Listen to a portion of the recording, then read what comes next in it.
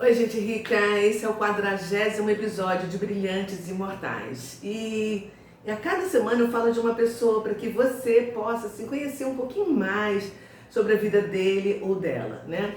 E como esse vídeo fica gravado, você pode ver tempos depois, eu quero que você saiba que o mundo está vendo Israel em guerra. E não é uma guerra por conquista de território, como elas costumam normalmente ser, mas uma guerra cruel, nefasta, de um grupo religioso que leva o terror, o medo, a dor e que deseja que o mundo se torne islâmico e que o povo judeu seja dizimado da face da terra. Ah, Hamas, vocês desconhecem o Deus de Israel e a sua palavra, porque ele disse: abençoarei aqueles que te abençoarem e amaldiçoarei os que o amaldiçoarem. No sábado, dia 7 de outubro de 2023, já ficou marcado na história triste desse povo como 11 de setembro dos judeus. Um povo que eu aprendi a amar, onde eu fiquei mais de 90 dias de um lado ao outro por 3 vezes e bebendo diretamente da fonte. Eu só peço que vocês prestem assim, muita atenção nas fontes jornalísticas que vocês estão recebendo as notícias dessa guerra. Porque eles podem acabar desinformando e criando uma mentalidade errada. Né? Assim como mais de 20 deputados brasileiros do PC, do PT, do PCdoB, do PSOL, iniciaram um manifesto dizendo em 2021 que o Hamas era um grupo de resistência e não um grupo de terrorista. Por essa razão, eu decidi trazer um jornalista com J maiúsculo, um homem influente que fala e que escreve muito bem a nossa língua portuguesa, um exemplo de profissional que tem a nossa credibilidade, que nós paramos para ouvi-lo e depois aplaudimos, porque ele é um dos poucos jornalistas na atualidade que se preocupam em informar fatos da nossa política brasileira e internacional. Apesar de, ter vivido inclusive uma guerra em Israel. Preste muita atenção, porque a nossa mente ela se ampliou e nós descobrimos que muitos jornalistas que nós respeitávamos e dávamos a nossa audiência hoje fazem parte de uma mídia marrom que não está preocupada em nos informar, está preocupada com outra coisa. Então, como diz essa pessoa que eu vou trazer: olá, meu amigo, minha amiga, eu peço que você aperte o botãozinho para inscrever-se, se ainda não fez isso. E ao final, não esqueça de deixar o gostei ou não gostei. Então vamos às informações sobre a vida desse mestre, com muitos detalhes nas entrelinhas. O título é Um pouco da vida do Alexandre Garcia. Bom, ele nasceu no Rio Grande do Sul, no dia 11 de novembro de 1940, na cidade de Cachoeiro do Sul, que ele tanto ama, tanto a cidade quanto todo o estado, né? E aos 7 anos de idade, ele já atuava como um autor infantil na rádio que o pai dele, o Oscar Garcia, trabalhava, porque era assim, radialista. E depois ele continuou seguindo os passos do pai. E aos 15 anos, Alexandre já era locutor da pequena rádio independente da cidade de Lajeado. Ele se formou na PUC do Rio Grande do Sul em comunicação social. E o seu primeiro emprego foi no Banco do Brasil. E logo depois ele iniciou a carreira de jornalismo como estagiário na sucursal do Jornal do Brasil em Porto Alegre. Pena que o Jornal do Brasil não existe mais, porque era um jornal realmente que eu gostava de estar lendo, né? E quando o Alexandre foi contratado pelo JB, aí ele optou de vez pelo jornalismo, saiu do banco e começou a escrever na editoria de economia e se especializou em bolsa de valores. Depois ele foi convidado para ser correspondente no exterior e foi fazer a sua primeira cobertura internacional do JB, que foi o fechamento do Congresso Uruguai em 1973, que instaurou uma ditadura no país. E aí de Montevidéu ele foi transferido para Buenos Aires, onde ele ficou por 3 anos cobrindo a crise política na Argentina. E aí ele teve que sair de lá correndo às pressas, porque ele fez uma reportagem denunciando o esquema de corrupção da Polícia Rodoviária Argentina, ali próximo à cidade de Mar del Plata. Já imaginou que perigo? Pois é. Ele também participou da cobertura do presidente Geisel ao Japão em 1976 pelo Jornal do Brasil. Eu acho que ao todo ele deve ter assim, trabalhado uns 10 anos no JB, sabe? Gente, olha, eu preciso dizer que o Alexandre tem assim um extenso currículo e com certeza eu vou descer de listar alguma coisa que ele fez. Porque esse homem, meu Deus, eu anotei aqui para estar aqui na minha frente, como ele sempre faz no programa dele, né? Ele foi secretário de imprensa e porta-voz da Presidência da República por 18 meses. Sabe de quem? Do general João Batista de Figueiredo. E depois sabe por que ele saiu?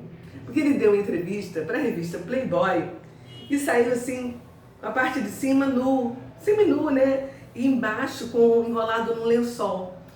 E depois ele ainda acabou cedendo uma outra entrevista para a concorrente da Playboy, que era a revista Ele e Ela. Nos anos de 1980 ele foi para Manchete e ele começou a participar da televisão, né?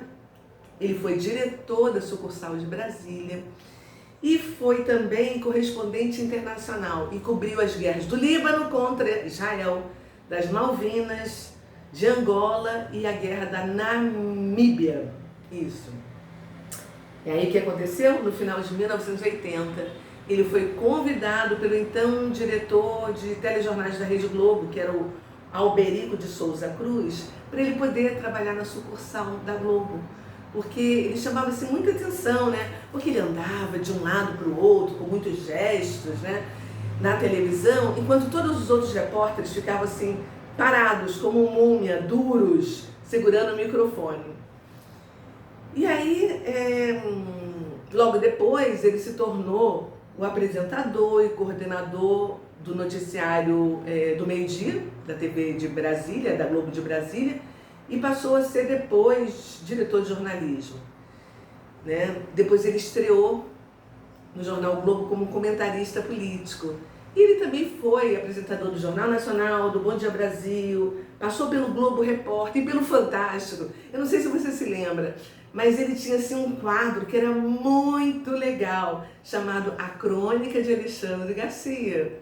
E lá ele mostrava assim, as situações engraçadas dos políticos, né? Cometendo aquelas gafes, né? Era muito legal.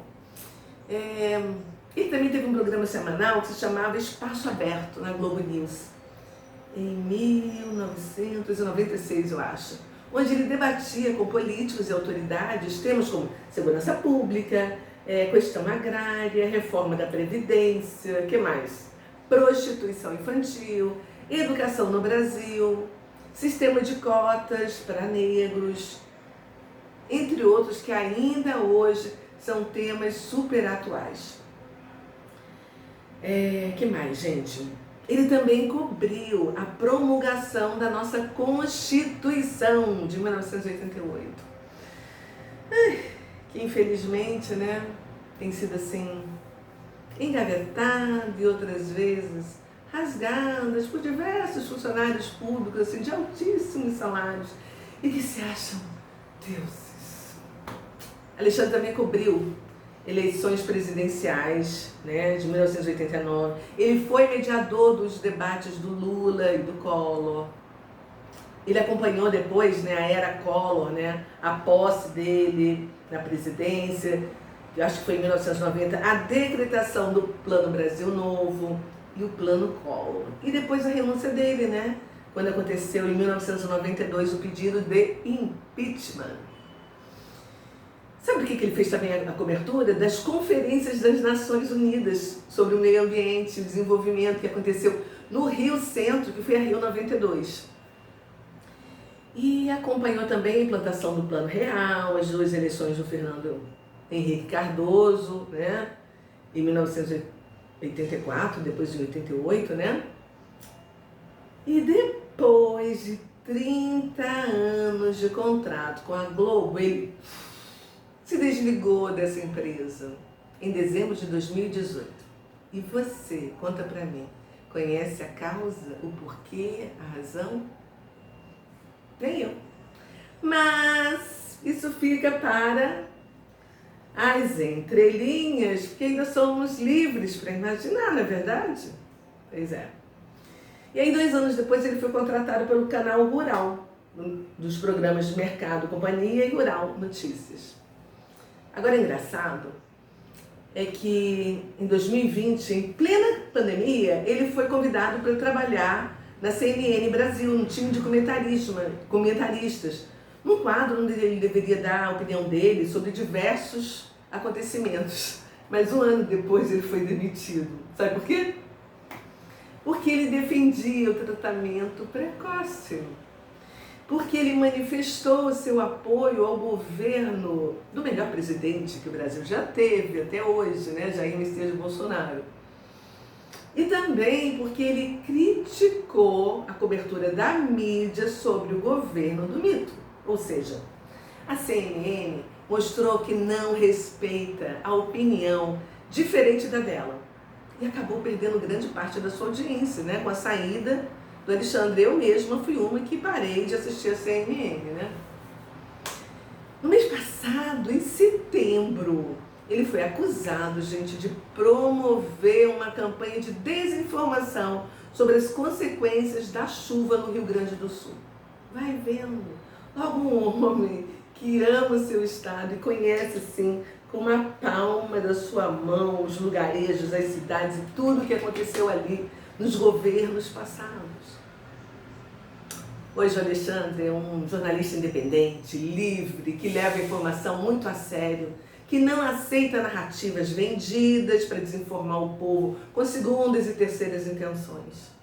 Por isso que hoje, lá no canal particular dele do YouTube, ele tem mais de 2,5 milhões de seguidores. No Instagram ele está com mais de 2 milhões. E no Twitter ele tem mais de 4 milhões. E os comentários dele saem diariamente em 38 jornais e em 300 rádios. Ele participa de vários programas com audiência quando ele é convidado, né? Não Extra Sem Filtro, 4x4, Jovem Pan, vários. Ele chega sempre com a sua simplicidade e sabedoria, né? E além de jornalista, ele também é palestrante e sempre aborda assim, cenários da nossa política nacional e internacional. E ele também é colunista do jornal Gazeta do Povo, que eu já assinei e eu aconselho você a assinar, hein? Olha, o Alexandre é sem dúvida nenhuma, assim, um dos maiores influenciadores digitais do Brasil. E ele vai fazer esse ano, em novembro, 83 anos de idade, com muita lucidez, com uma excelente memória, mostrando que idade não é impedimento para fazer com excelência aquilo que se ama.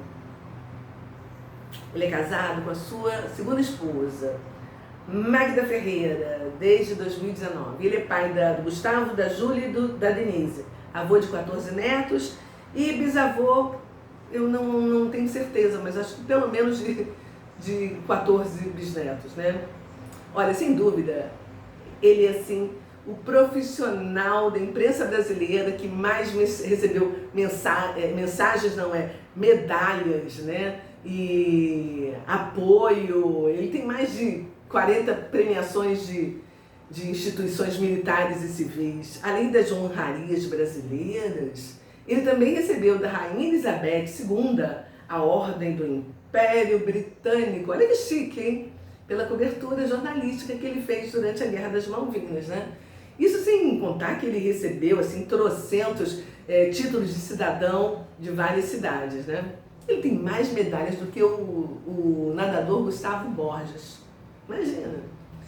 E como não poderia deixar de ser, ele também é autor de 2 livros, João Presidente e Nos Bastidores da Notícia. E como eu sempre faço, eu vou deixar aqui assim algumas frases desse jornalista com J maiúsculo para você refletir. Ele diz o seguinte: o repórter não tem que participar da notícia. A minha missão é contar o que houve. Para verificar se a Constituição está sendo desrespeitada, basta ter uma mão e saber ler. Simples. Eu me lembro quando ele foi demitido da CNN, ele perguntou o seguinte: quem estabelece o que é falso ou não? Fica aí a pergunta. Quem? Outra dele. O dia D é o dia. Não é antes do dia, nem depois do dia. Antes do dia é uma antecipação, que pode ser prejudicial. Depois do dia é tardia, chega tarde.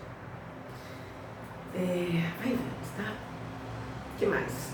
Outra dele. Aplausos e elogios mostram que estamos acompanhados. Críticas bem argumentadas nos fazem pensar. Ofensas revelam o quanto o agressor se confessa atingido.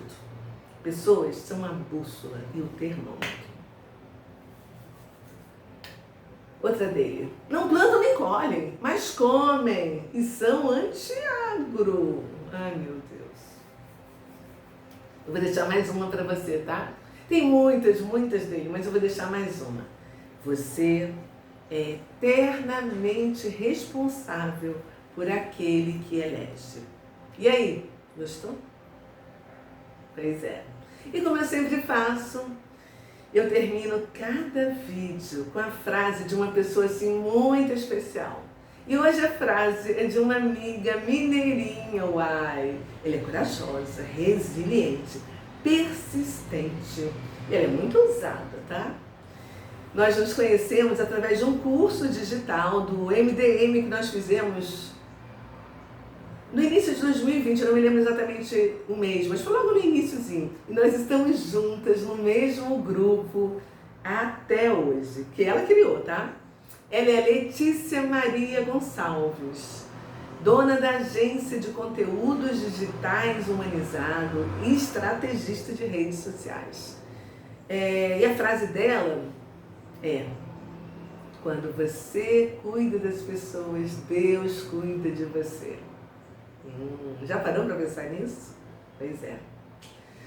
Então, gente, eu finalizo aqui da mesma maneira que o Alexandre sempre começa, pedindo para você deixar o seu gostei ou o não gostei. E compartilhe com quem você ama. E me siga se você ainda não me segue, tá? Eu vou deixar um beijo para a querida Lelê e outro para você que ficou comigo até agora. E eu quero te pedir que você coloque seus joelhos no chão e ore pela paz de Israel. Por favor. Eles estão em guerra e o mundo precisa saber da verdade. E não existe outra verdade a não ser que o Hamas é um grupo terrorista. Não estão preocupados com o Estado da Palestina. Nunca estiveram. Eles estão preocupados em dizimar esse povo. Esse povo que nós precisamos amar e respeitar por tudo que eles foram, são e ainda serão em nossas vidas. Um beijo para você. Tchau.